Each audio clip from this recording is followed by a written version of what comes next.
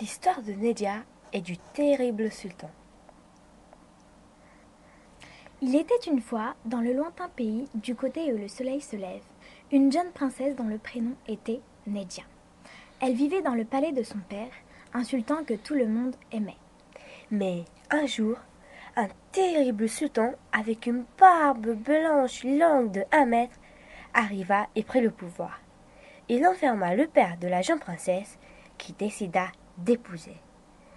Tout le monde avait peur de lui, surtout les femmes qui n'avaient plus le droit de sortir du palais. Nedia, qui était désespérée, voulait aller chercher de l'aide pour rendre le pouvoir à son père. Mais comme les femmes n'avaient pas le droit de sortir, elle dut se déguiser en homme, avec un foulard sur la tête, une petite moustache grise et des grandes bottes pour traverser le souk et avoir plus de chances de ne pas être reconnue. Elle était suivie de quelques compagnons de confiance. Malheureusement, un garde la reconnut et donna l'alerte. « Vite, vite! Une femme veut sortir du souk !» Mais comme Scheherazade avait prononcé ces paroles, l'aube pointait à travers les persiennes du palais. Elle s'arrêta. Le sultan résolut de retourner la faim, la laissa vivre encore ce jour-là. Le lendemain, Scheherazade reprit son récit en ces termes. La princesse courut dans le souk et trouva refuge auprès d'un marchand qui était en réalité un magicien.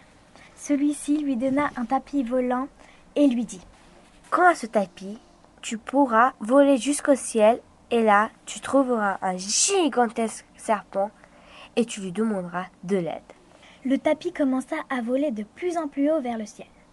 Il atterrit dans une jungle et Nedia vit un gigantesque serpent. Elle alla lui demander de l'aide.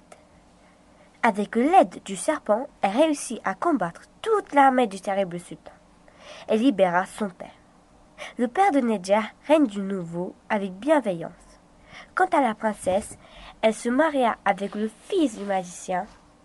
Après la mort du père de Nedia, c'est Haroun, le fils du magicien, qui régna sur le royaume de Serendib, une ville fort peuplée.